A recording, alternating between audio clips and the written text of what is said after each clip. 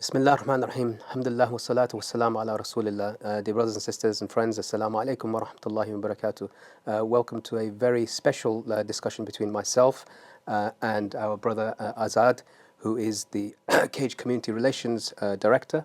And we will be talking to you about something that is very important, inshallah, but I'll let Azad introduce that. Assalamu alaikum. Jazakallah khair, Brother Moazzam.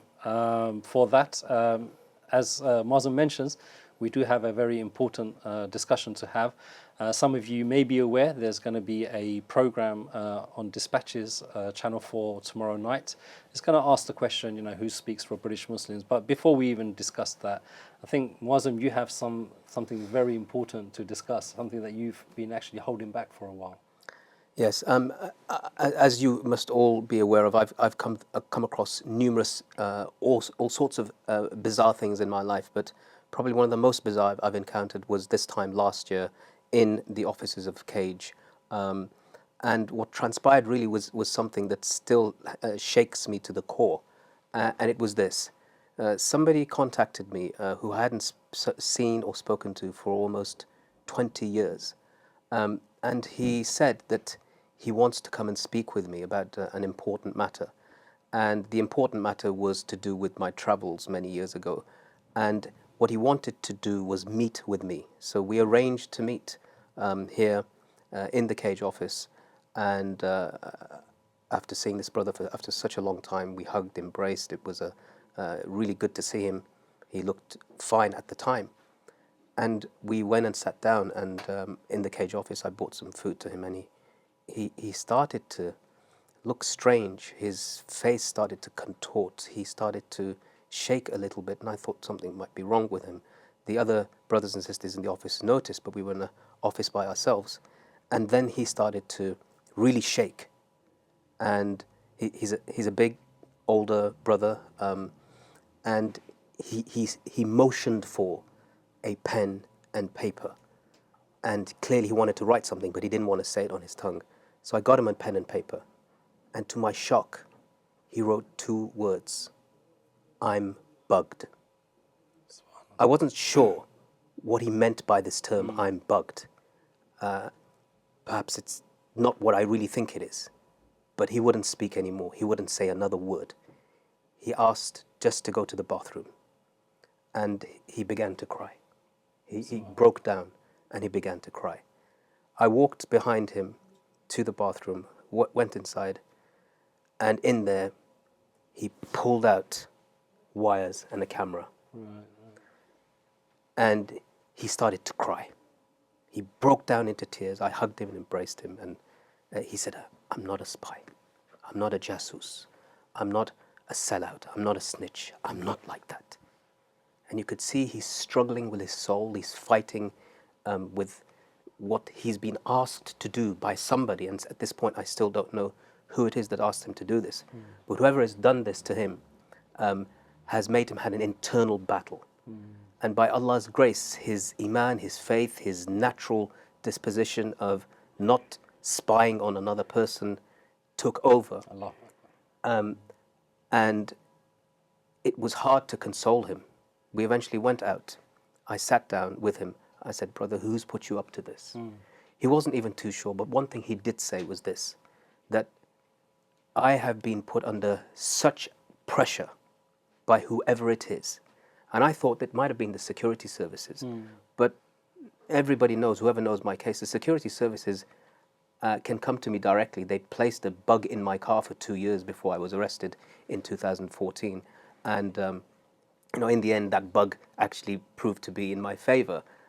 But in the end, I came to the conclusion it's not the security services. It is some media company that is placing unethical pressure upon this individual and other individuals. Now, what's really important is simultaneously around that time, I got numerous people, about 6 different people came and said to me that they've been approached by a media company.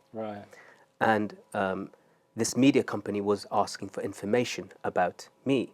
Simultaneously, we also heard that a media company is trying to make a program about Cage, about Mend, about Muslims who are activists in this country. So it seemed to be a bit of a coincidence. So in the end, with this brother, we went outside in the forecourt. I told him to re-plug in this device, and I sent a message to the media company, whoever they were, and I said simply this, that you know who I am, you know where I am, you know what my views are, you know pretty much everything about me because I've made it quite clear and open what I do and what I believe in. So rather than putting pressure and almost blackmailing this individual into forcing him to come in this way, to grapple with his conscience and break him down and affect him in his mental health, rather than doing that, you can simply come to me and you should be ashamed of yourself. And so that was the last that we heard of this attempt at essentially coming in and secretly filming. I mean, this poses that question, then that what Dispatches is trying to do. I mean, it's quite ironic. The question it asks is, who speaks for British Muslims? Here we have a media company that's not has any relationship with the Muslim community or Muslims, and led by people who are known to be anti-Islam and Islamophobic, in their programming and everything else generally.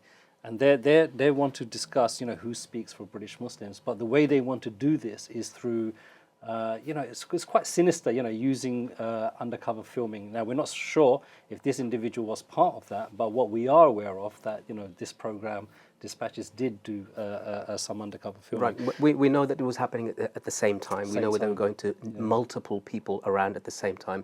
And it's interesting because I had a film at the same time that was being screened across on the BBC, made by the BBC, called The Confession. So it seemed to be that there's something going on that is either trying to push back against a narrative that's been put out by Cage, that's empowering people. Well, this is the question. Okay, so what do you think is the objective behind Dispatches? Because like you said, they know where Cage is, they know where Mend is, they know where Muslim activists are, they can quite easily approach them. But why do you feel that they're approaching it in this way? What is it they're trying to do? I think it's that whole story of getting the undercover person in and then getting a kind of scoop and to tell a story that ordinary people don't hear. So here's the face of the organization, here's the face of the individuals, but this is what they're really like. Yeah, I mean, to me it sounds quite sinister and desperate. It's almost like, to portray something that is normal in a abnormal way, to, almost create a sinister view of normal things. So if I asked you the question, who should speak for British Muslims, what would you say? I don't know, you tell me. Yeah. Do you think it should be neocons, people who are attacking Islam? And that's what I'm thinking here is like, the purpose of this documentary, is it to further add more kind of negativity on the Muslim community, in particular active Muslims, to say that, what you're doing is not acceptable, and we, the neocons, the non-Muslims, the government, the media, the whoever, we're going to tell you what kind of Islam is acceptable or not, and we will have those kind of spokespeople in our program to portray the right form of Islam that we want people to talk about. Do you think it's trying to further that? It reminds me, there's a verse in the Quran, it mentions, أَلَا تُعَلِّمُونَ اللَّهَ بِدِينِكُمْ. Are you trying to teach Allah the deen? Are you trying to teach Allah what his religion is? Essentially, it's the same thing. Are you trying to tell Muslims what Islam is about? Are you trying to say, who is it that's responsible for Islamic thought, Islamic teachings, Islamic principles? Where have you come from in order to determine that? In the midst of all of this, I think that's the big kind of elephant in the room, that people are trying to determine who we are and who we are not. So we can say, like, one of the impacts that they're trying to create on the community is to further that fear and almost kind of make you feel like, we have to be careful what we say. We have to be careful how we pray. We have to be careful who we associate with. It's almost to create further divisions, further anxiety in the community. So how should one respond to that? We should be careful of those things, but for a completely different reason. We should be doing it for our internal spiritual development. So if we meet with people, if we say things, we do things, we do them to please our Creator primarily, first and foremost. Absolutely. That's what, the term being watched, in Arabic is raqaba, and Allah subhanahu wa ta'ala is characteristic is ar-raqib. He yeah. is the surveyor, the one who surveils everyone. So this notion of we're being watched and so forth is one of the things we say at Cage often is that they may be watching us, but we're watching them right back. And above us is something that's watching us all. So we shouldn't be afraid at all. In fact, we should welcome such initiatives if they're done for a real meaningful purpose, that is to infiltrate into or find out about organizations and individuals who are really harming society. But here in the opposite, they know these organizations like us, we're trying to empower our groups of individuals. Also, it sounds to me like, they're trying to project a particular narrative. And they're trying to disempower Muslims from owning their own narrative. I mean, first they're kind of almost attacking or questioning the identity of Muslims themselves and their strength in their identity. But also it seems to they want to own the Muslims' narratives and project it as a surrogate thing through particular people. I think absolutely correct. And I think to use this particular story, and as I've said, I've come across all sorts of matters, all sorts of mind-blowing issues in my past, whether it's in my travels or here, but I've never come across this before. I've never come across somebody who's been tested to this point, who's been pressurized to this point, that he feels his very being is tested, and that he's forced to spy upon somebody. That is something unconscionable, I think. And if a media organization has resorted to that level, then it shows one thing, that there is, alhamdulillah, a great deal of fear and for Allah subhanahu wa ta'ala in our community, from amongst even the vulnerable people. There's a great deal of taqwa, people who fear Allah before they fear human beings, even if they're pressed into doing something they don't want to do. And secondly, that it's hard to find somebody who's going to do something like that.